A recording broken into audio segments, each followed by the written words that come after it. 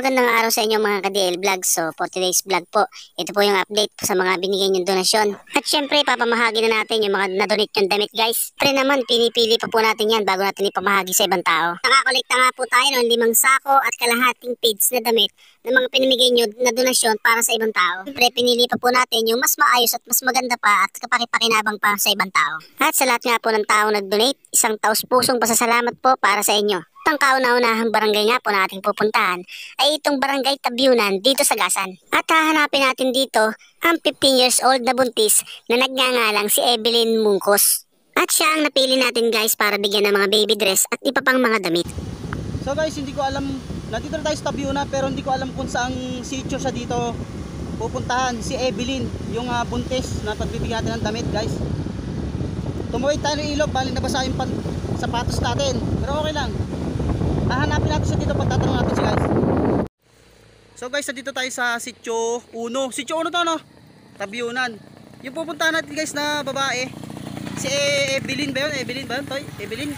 Doon daw nakatira sa kabilang bundok na yun. So baka higit isang oras daw tayo makapunta doon. Alanganin na hapon na alas 5 na tayo nagpunta rito, baka gabihin tayo.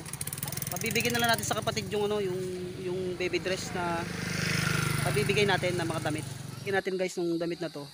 Yung ibang mga baby dress dito kailangan niya kasi buntis siya. So yung bahay nila malayong malayo pa, doon pa sa kabilang bundok na yun. Bali isang oras at kalahati pa tayo makakapaglakad papunta ron. Bali gagabihin ako pa uwi, wala akong kasama. Bukas ako babalik, kaya habilin ko lang dito sa kapatid. Nandito yung kapatid niya. Ayan. Babalikan ko to bukas. Bababa yung si Evelyn para ibigay ko sa kanya itong mga ibang mga damit dito. Ayan. Babalik tayo bukas guys. Ayan, so guys, nandito tayo sa bahay ng tita ni Evelyn Mungkos. Dito sa baba yung bahay nila. Ayan yung tita niya. Dito natin halibilin yung damit na pabibigay natin. Bali bukas papababain siya ng kapatid niya. Ayan yung mga relatives niya. Oh. Mga pinsan kayo lahat. Ayan. Nagtatabong kayo. Ayaw sa'yo kayo maganda yung inyong mukha. Ayan. Ayan, ganda na bahay nila. Oh. So guys, bukas babalik tayo mga alas 9 siguro para makausap din si Evelyn Mungkos. Yan. Baka may mga kasyang may mga pandami kasi din pambabata mga 5 years old, 6 years old, meron din po diyan. Sa kapatid ni Evelyn, may mga Aurea. Ay, kapatid. Ay, ito pa, lalaki pa ito, kapatid pa rin.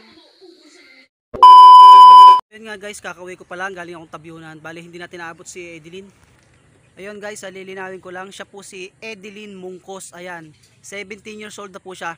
Bali yung unang impormasyon sa atin na medyo mali. Kaya nililinaw ko lang po, siya po si Evelyn Mungkos. Yan. 17 years old na po siya guys, hindi po siya 15 years old. So pasensya na kayo sa unang nasabi natin. Medyo mali yung impong nasagap natin ng una. Ayan, humihingi po ako ng dispensa po.